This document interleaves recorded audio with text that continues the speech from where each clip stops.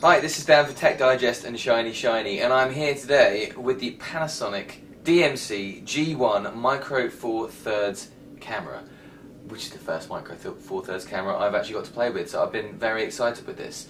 What do I think about it? I think it's sort of quite good to nearly good. For those that don't know about Micro Four Thirds, basically the idea is to combine all the features of an SLR with something much more compact, like a compact camera. And it's done it pretty well, I've got to say. You get standard with it, you get a 14 to 45mm lens. It's not bad, nice and wide. It would be nice if it actually zoomed out better, perhaps to 50 would be good, but let's not be picky, it's their first lens, their first effort. You get the sunshade thing here at the front as well, which is actually pretty good, locks on nicely. Slight issue when they tell you to store it the other way, because it makes it really, really hard to actually get to the zoom collar there. You have to be quite careful about that, so perhaps not the best bit of design, but not too bad. You get a really quite nice 3-inch screen on the back there, which you've got your live view.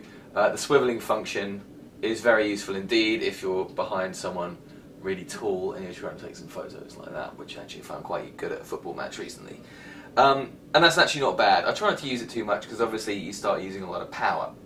The battery itself will probably last you a weekend of full charge. If you're using it pretty reasonably, go on holiday for a city break, it will last you that time without having to take the charger. It's got a select control at the front here, which I hope you can see, now which not only scrolls through devices and options, but you can select with it as well by pushing. There isn't one on the back, which perhaps there should be. I kind of feel like on a proper SLR you'd want something there too. Gives you a very good way of navigating around. Instead, you've got to use these buttons here as a combination with this Q menu button on top as well. And given that there are a hell of a lot of options to choose from, it's actually quite a fiddly process. These buttons are quite small, and you don't get a lot of time between bringing up the menu and actually moving the buttons across, which is slightly annoying. If you're out somewhere cold and you're wearing gloves, forget about it, it's not going to happen at all. Coming to you from the SLR point of view, it's got the PASM or MSAP, however you want to look at it. So you've got your programmable mode, shutter priority, aperture priority, and of course fully manual as well. Programmable works really nicely on this. Fully manual is pretty good too. I was a little disappointed with the aperture and shutter priority. It doesn't seem to set it. I mean, the idea being that you can set it to whichever you choose, and then it will take a decent photo, picking the appropriate one from the other side.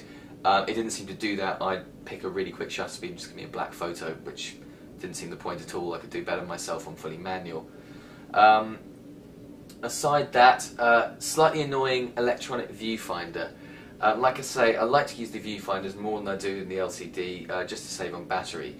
And the electronic viewfinder is a little weird to begin with. You don't really feel like you're seeing what you're about to take a picture of, but I will say that you do get used to it pretty quick. Bit of a shock to begin with if you spend your money, but don't worry about it too much. It comes with a flash built in, but you do get the hot shoe on top as well if you want to put a dedicated flash there as well. It shoots at 3 frames per second, which isn't bad, but it's not as fast as you like, which is slightly disappointing because you do get compacts that can go a lot harder than that, which is a bit of a shame. The shutter release itself is a little bit weird.